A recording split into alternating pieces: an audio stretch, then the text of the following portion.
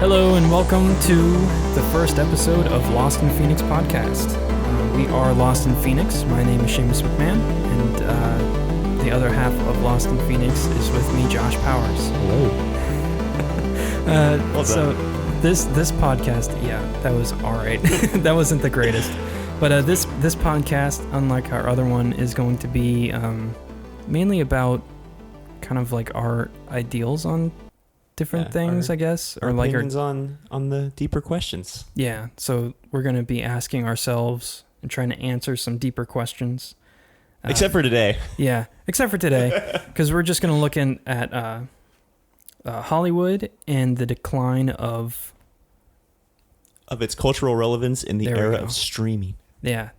I didn't have anything for it. I was just going to say what we had written down. Yeah. But yeah, that's what we're going to talk about, because there's a lot going on now. Yes. That wasn't here years ago, obviously, and it has really changed the landscape for the way that people listen and view things, and the way that, especially the way that people create.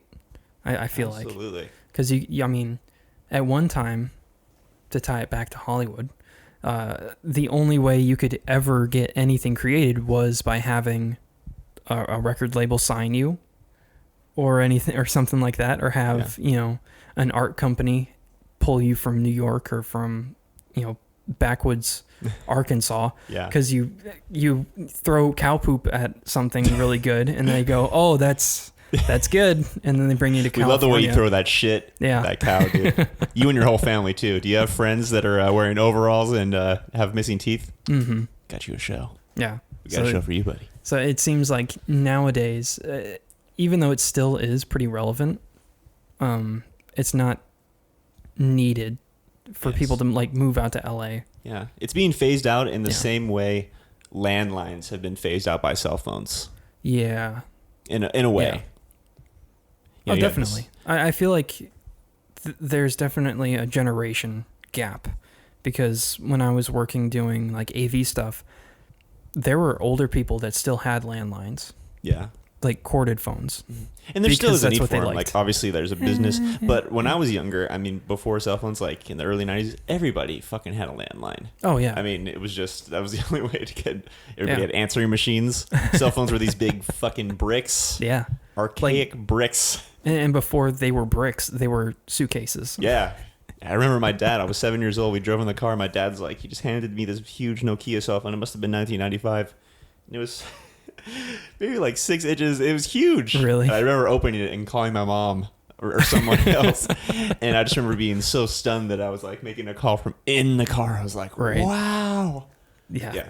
It's pretty cool. But I feel like there's a lot of that older generation that's trying to, maybe not trying to, but are still holding on to that idea of old school Hollywood. Yeah. But it definitely is different now, because we have Spotify, which was big in the UK for years. Is that so? Yeah. And because of like copyright law and some other stuff, it wasn't able to be brought over to the US. Really? Until I think it was like 2013 or 2014. Yeah. So and then it just obviously it blew up. Huge. Yeah. And then before that you had like LimeWire and all the other ones and Napster, but that wasn't really LimeWire streaming. Great? I never used it. Oh, you never used it? No. I had friends that used LimeWire. Yeah. But it never made its way to my house. Oh, that's good though. It's good. I wouldn't say that I feel bad for using it necessarily, but knowing what I know now and being a musician and wanting to make a living from it, I obviously I wouldn't do that. Right. Now. I don't use BitTorrent or anything like that, nor would I. But yeah, it was a thing, dude. LimeWire was the thing, and before that, Napster, and yeah. I mean, it was Napster and then LimeWire, but they were kind of at the same time. And then Kazaa. There was other ones. Yeah. So risky for the health of your computer. Oh, yeah. Just downloading files. Who knows from where? Yeah. God knows where. At one point, LimeWire had LimeWire Pro, so it was like a paid subscription but service. that was before the days when anybody was willing to pay for shit. I feel like now people are definitely willing to pay. Oh yeah, because entertainment I feel like is valued a little bit more. Yeah. Higher, but at the same time it's not. Yeah. Because this weird paradox happening. Yeah, because I mean, when you look at like Netflix and Hulu and stuff like that, people pay for it, but at the same time they go, "Oh, I can watch that for free." Yeah. You know, they like, you can go and watch The Office. You don't have to pay for it. You don't have to buy it. Yeah. But you're paying for the ability to watch it. Yeah. Alongside hundreds and thousands of other pieces of media. And it's so valuable because, I mean, you're talking about, so say you wanted to just buy a $15 a month Netflix subscription. Mm-hmm. You could go and if you wanted to just take a month off work, right? Which I don't advise, just watching Netflix, you could watch all The Office, all of Friends, all these things that would have, if you wanted to go and buy those at the store, all the DVDs would have cost you hundreds of dollars. Oh yeah, to purchase. Definitely. And you don't even have to deal with like like putting the DVD in physically. So if you're real lazy, it's right there. It's right Click there. of a button. That's and insane. I think that has kind of changed the way that people view it too. Yeah. From being, I have to pay money to go sit in a theater to watch a movie, and then I get to see it one time, or I can go back and watch and pay the same amount and watch it a couple more times. To nowadays, you pay it at the beginning of the month or whenever for the cost of a movie ticket in a large city. Yeah. You know, and you get all of this so media. much bang for your buck, and that's why it's so popular, because you really are getting way more value than you're paying for. Oh yeah. Like Netflix could easily cost $40 a month. It could. And people would they wouldn't have nearly as many. No. But people would still pay it. There I would be think people they that would. would still pay it. I think they would. Yeah. I think Maybe the service half. that they have, people would pay for it. What do you if it think the was real $20? actual value is for Netflix? If you could put a number on like how much they could legitimately charge a month for all the content that they give you. I think now they could, even at the beginning of it, they could have probably charged, well, maybe not at the beginning, but I think they could probably charge $60 a month. It's Oh, yeah. not unreasonable. No, I given think, the library of all the movies, all the shows, and they're constantly and also the comedy specials. That's one of the great things that I love about Netflix is it's like become the premier place for all of my favorite comedians to do their specials. Like all those elite level comedians, and that's great. I love that too. Yeah, it's awesome. But yeah, I think they could charge $60 a month. They won't because it's been that's cable prices. That's outdated, man. Yeah, people want more for less. Yeah, exactly. And that's why they've been so successful. But they are using so much debt to finance all of these shows. Yes. Like they are, like on the flip side of the coin, they're putting out shows where I'm pretty open, but it's like some of the stuff they're putting out, I just look at it and I read the description and I'm like, dude, I would never watch that. Yeah. I'd say 90% of the content that they create, that Netflix creates by itself is trash. But they have created some fucking bangers, like, I really should retract. I should not say bangers ever again. It sounded so gay coming out of my mouth. It's fine. But House of Cards, the first couple seasons were really good. Yes. Let's see what else. Last season was not as good. Last two seasons weren't as good. No. But still, they had that one. They had one with Aziza Ansari that I really liked. Oh, Master of None. That was pretty good. I liked that one a lot. That one was really good. Yeah, and a couple more that I can't think of off the top of my head. Yeah. But I think it's more on the creators. Yeah. That they have not signed to them, but they pay. You can kind of see like the sort of virus of kind of liberal politics that permeates throughout Silicon Valley. You can kind of see that in a way, kind of slowly creeping into Netflix's some of their shows, which is like it's clear that they're trying to be like, cast. Like have these kind of woke storylines. Yeah. Like that is kind of like what the impression I get from a lot of the new shows I'm seeing on there. Yeah. Especially do you get that impression as well, or is that just me? I think so. I think it's with, like I said, different creators. I think there are those like very liberal, like super liberal people that are writing these stories and writing these TV shows for Netflix, and especially the movies, that almost feel like Christian style movies that are just like the one thing that they want to say is God is good, like in Christian movies, that's it. Yeah. Just like God is good. That's the only thing. And that's the whole point of the story.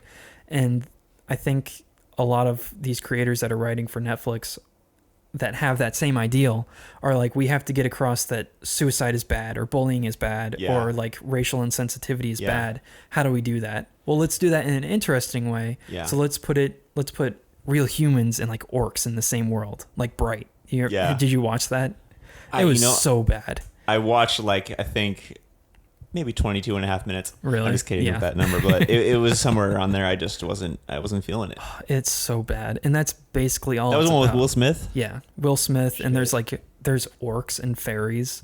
And There's fairies. yeah, and it's set in LA in like Compton area. Yeah. And it's like the orcs are black people. They live in the ghetto. And like Will Smith also lives in the ghetto with the orcs cuz he's a black man. And all the fairies are the rich LA snobs that live up in the hills. So hilarious. Yeah. So it's like Oh, man. and the whole point of the movie was that racism isn't good. Yeah. That was it. What was the picture of that for that? Like, I'm sure it's like it's like Training Day with fucking fairies. And Probably. also fucking orcs. yeah. It was probably like, hey, Game of Thrones is really big, and that's like Oh. fantasy stuff. And that's another thing that I'm seeing a lot of now that Game of Thrones is so wildly successful. You're seeing so many of, no, I wouldn't say copycats, but shows that are very similar. Oh, Like, it's you know, 100% copycat. Yeah, It's 100% copycat. and it's like, Yeah. It's I don't like that. I mean, you can look at Netflix by itself. They have a new show based on The Witcher, which is a video game series. The pitcher, Witcher. pitcher. Yeah. I'm just kidding. The Sitcher? Yeah. Is it? Yeah. Yeah. But it's a video game series which has been really popular, which is also based on a book series that's like Is super it good? popular. Did you see it? Really suck It's not balls? yet out. It's not yet out. Okay. But they have a trailer, and it has Henry Cavill. He's playing the main character, and it does not look very good. No? No, it looks exactly like Game of Thrones, but like Netflix made it. So it's like it has the budget there, but it's just not shot the way that it could be. Yeah. You know, Yeah. because it tells the story from the books, and the Yes. games are very different from the books.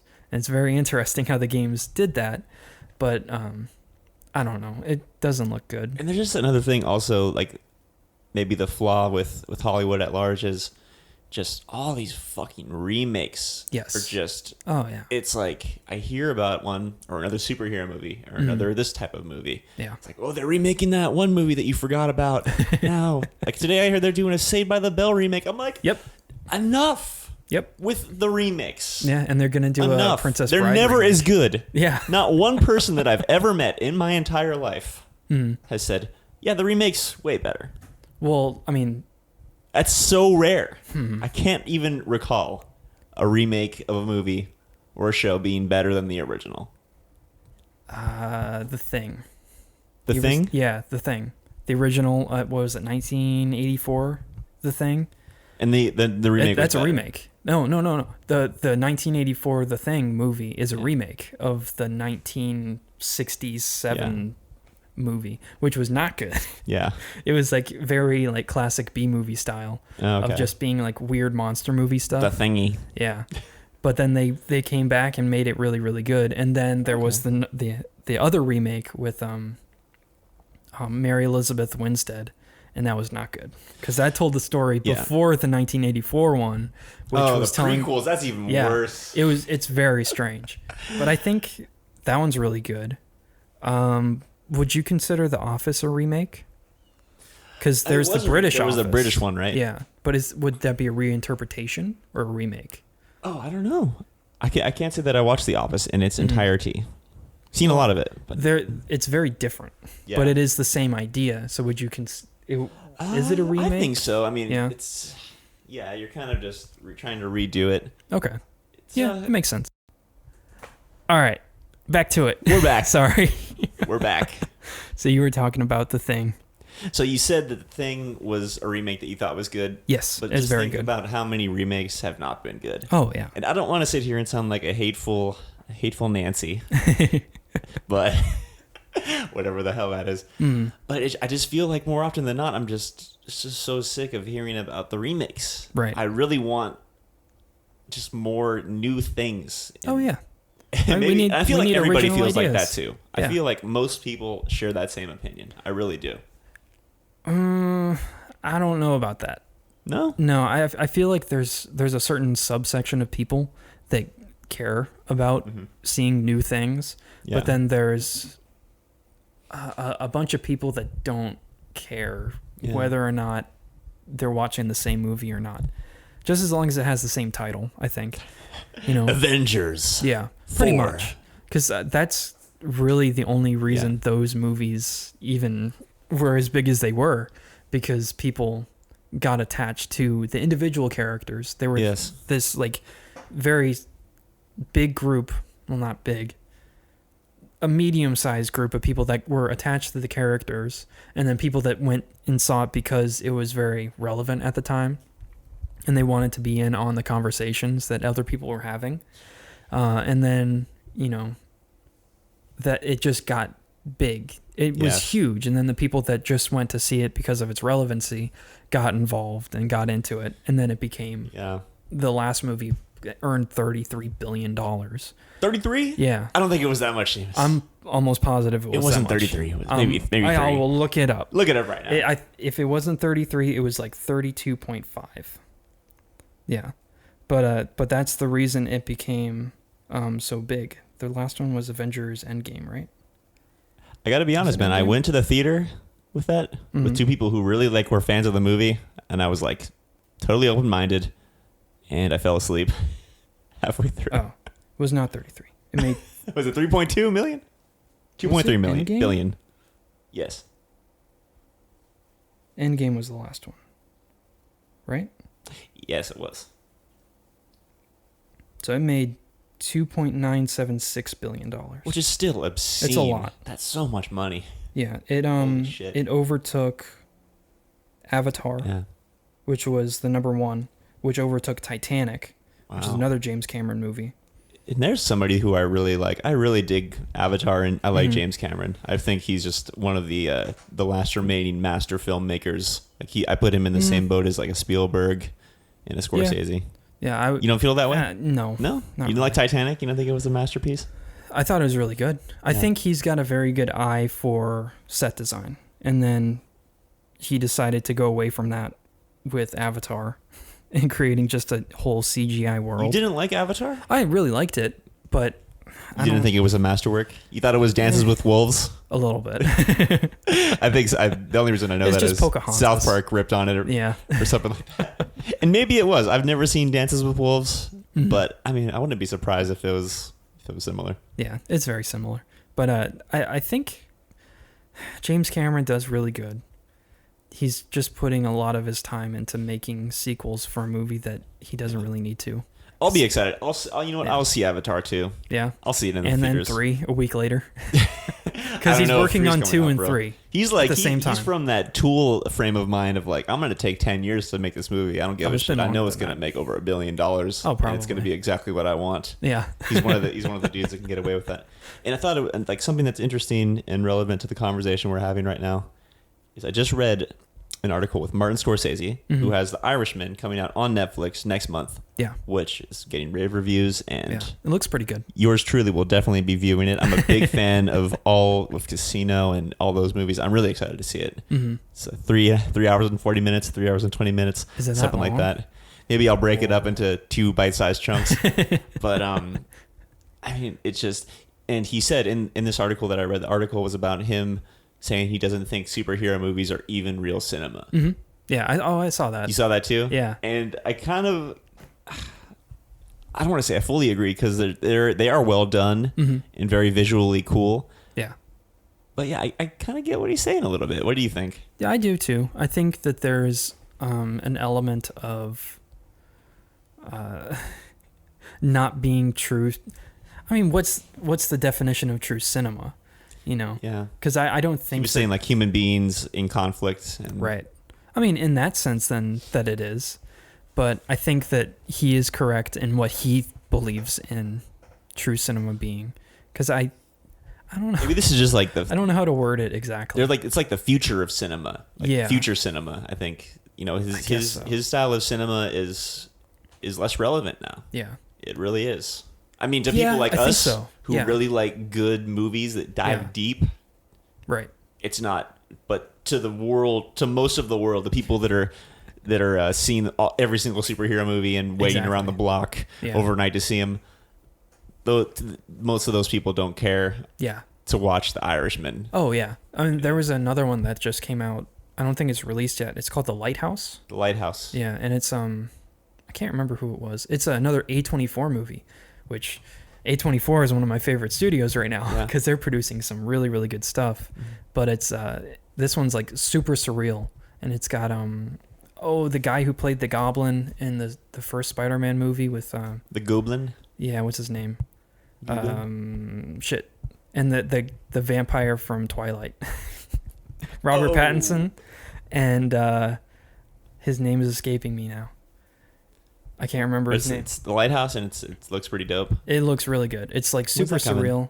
It's soon. It's coming out soon. Cool. I don't know where, but yeah, that one looks really good, really really good. But it's very different from an Avengers movie, which is a popcorn movie. Yeah. And I think in the way that Martin Scorsese sees movies as being very thought provoking,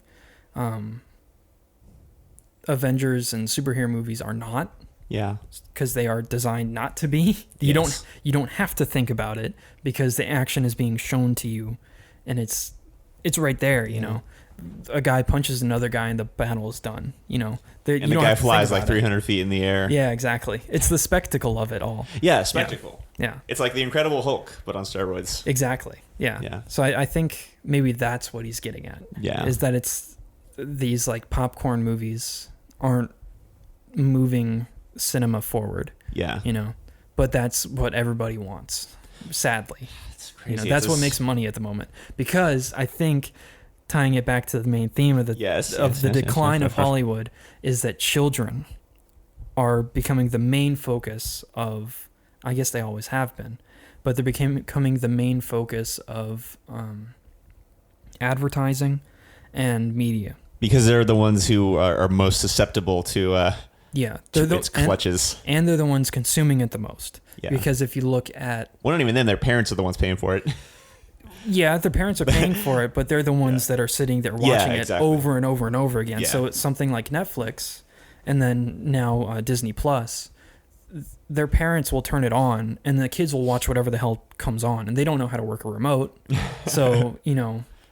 whatever kid show is going to be playing is just going to play episode after episode after episode until the parent goes, all right, time's done. And then they turn it off. And then the kid throws a fit because I've been watching it for hours. What are you doing? What the fuck are you doing, Mom? Yeah. And then they turn it back on because go, Mom's a bitch. I can't deal with this kid yelling. So they turn it back on and they watch it for hours and hours again. But it's a different show because the kid doesn't know. It's just colors. What percentage of Disney Plus subscriptions will be by parents who just want to use it as like a digital babysitter? Like, God, I just need some time away from these fucking kids. Yeah, I'd say probably about 80 or 90%. And in that way, they provide a valuable service for the parent population with these little new era kids who are just...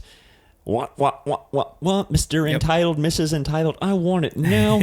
I want it now, and if I don't get it now, I'm going to throw a fit. Mm-hmm. It's good for those parents. Yeah, I guess so, but it's not good for creators because these companies that are creating these streaming services are looking for people to write just the most uncompromising stories for these children, unthought-provoking stories.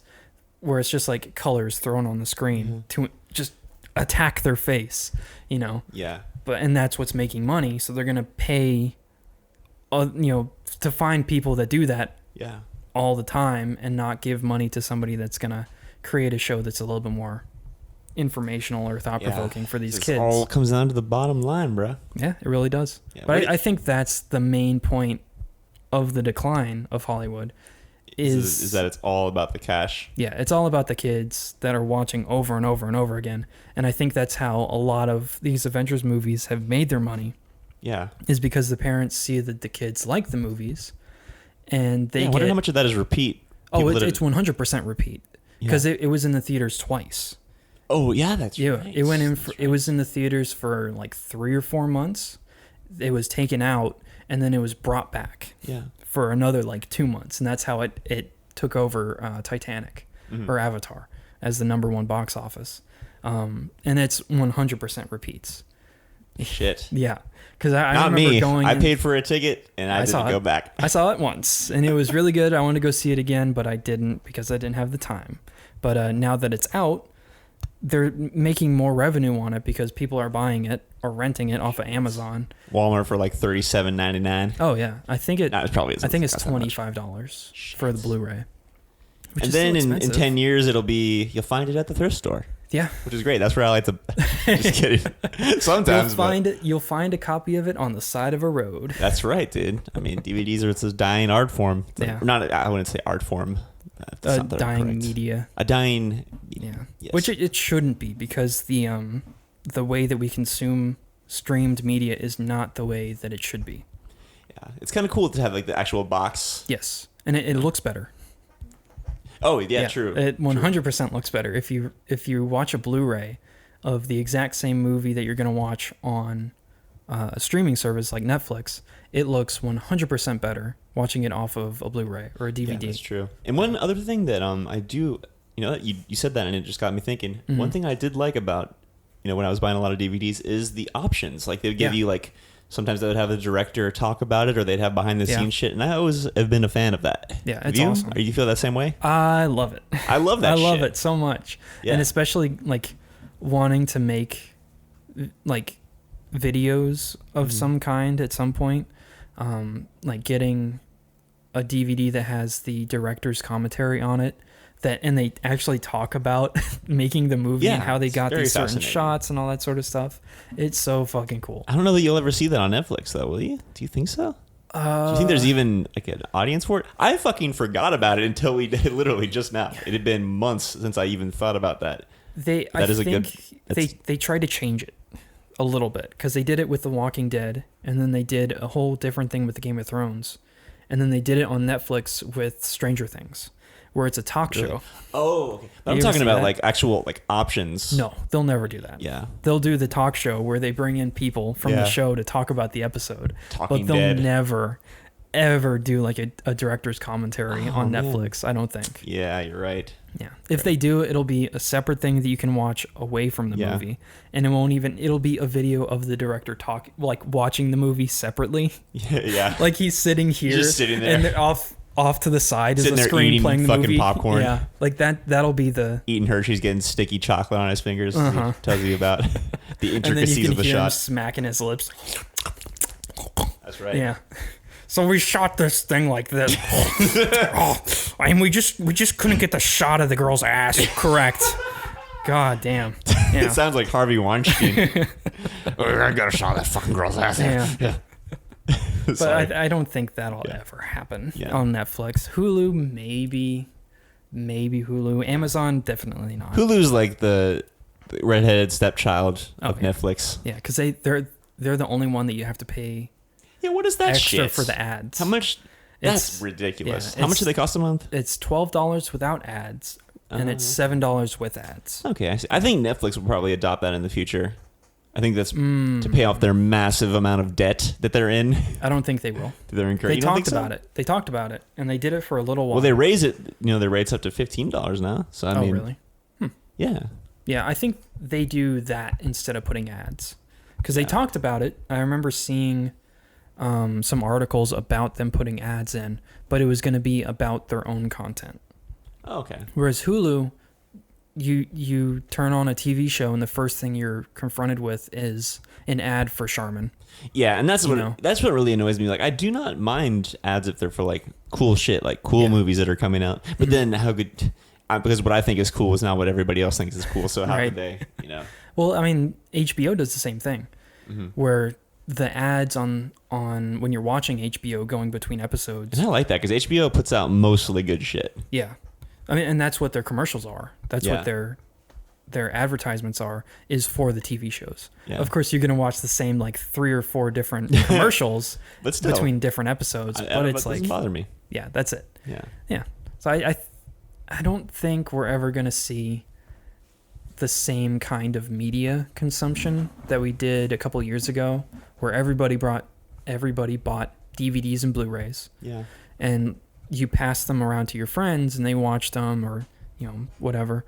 And, that has kind of gone away because of streaming. And I think we're just going to keep moving forward in a way that makes streaming so much easier to get in the hands of children. Yeah. And everybody. Yeah. Yeah. It already is. You can watch it on your phone. The next thing I feel is going to be VR. Oh, yeah. As soon as that technology gets good, 10 or 15 years from now, and it's like... I don't even think it's going to be that long. I think in the next 5 years, we're going to have has to be, something different. VR is in that stage that cell phones were in when I was telling you about me and my dad in the car, and he handed me that fucking brick. It's like, hey, Mom. And so when he handed me that cell phone, that's where VR is at right now. It's still in its early infancy, but it's just going to keep getting better. Yeah, I think I would push it even further forward, because you're talking about like the big brick phone with the giant battery pack on the back. No, this one was a little bit smaller. Yeah, a little bit smaller. I think VR at this point is at like the little tiny Nokias. You're probably right. I retract. Yeah, like you cannot destroy this thing. You those can things throw were built it like against a wall, pour lava on it. It doesn't break down whatsoever. It lasted, dude. Yeah. I think that's where we're at in VR, and like the next point is the iPhone 1. Yeah. I think that's like the next step, and then the next step is going to be something completely different. Yeah. And also the thing is, it's going to be like now you can just go to the cell phone store and spend less than $100 and get a really great smartphone. Yeah. And it's got to get to that point before it gets in everybody's hands. Yeah. And then once that happens, the streaming services are going to have to adopt it. It's going to be crazy. Yeah. Shit's about to go wild in our lifetime. It really is. I think hopefully there's a whole new generation of creators that are going on right now that will see that technology and go, all right, what can we do with this? I think so. Because I think having like a 360-degree movie would be really fucking cool. Yeah, absolutely. And imagine, too, what the audio technology is going to be like, too. Yeah. There already is, I just heard of 7.1. Mm-hmm. Yeah, 7.1. That's well, insane. 7.1's been around for a while. It's been now. out. Yeah. Shit. I think 7.1, I sound like an old man. Next thing is like Dolby Atmos, which is whole room audio. Shit. Well, like old school surround was the like 5.1, and then you had 7.1, which was... Oh, so it's already 7.1. Yeah. 7.1 is 2 left and right and center, back left and right, a subwoofer, and ceiling. So it's left and right above you. And what Dolby Atmos does is it uses those speakers and then side speakers as well on the wall to move audio throughout the room. So if you're watching like the new Top Gun movie, which is another it's not a remake, it's just a continuation of the story. When jets are flying over in the movie, you'll see it, you'll hear it over there, and then as it's flying over, as it's leaving the screen, you can hear it fly over you. Flanging over you. Yeah, it's really fucking cool. It's so fucking cool. Yeah. What's even the future of that? Shit. Like radio chips in your brain that transmit the audio directly to you. That's what it's going to be. It's that's like what it's going to be. With Neuralink, like as soon as that technology, probably in our lifetime, we'll be able to interface with computers. Yeah. I mean, I just saw that Elon Musk bought, what did he buy? He bought a computer company that deals with, what was it? It was some Canadian company, and they're really, really big. It's a battery company. That's it. Oh, okay. Yeah. So to produce his Tesla batteries that are the size of regular batteries, but last like, 120 months or something like that? Wow. Yeah. Shit. Like crazy stuff. He's going for it, bro. Yeah. He's going for it. I mean, yeah. Yeah. Might as well, because what else are you going to do? Yeah, when you get that much bucks. Exactly. Yeah. Yeah. So I guess that's all we have to say about that on the decline of Hollywood and the continuation of streaming in media. The decline of Western civilization and life as we know it. It kind of is, honestly. Just kidding. I don't know that that's going to be the case, but maybe. That remains to be seen. It really is. But that's going to be about it for this episode. Hopefully we'll continue. I think next time we'll talk about something else a little bit different. Something a little more deep. Yeah. Deep. Sorry. Maybe. We'll see. But thank you for listening to the first episode of... I was almost saying... but this is Lost in Phoenix podcast. And we'll talk to you later. Bye. Bye.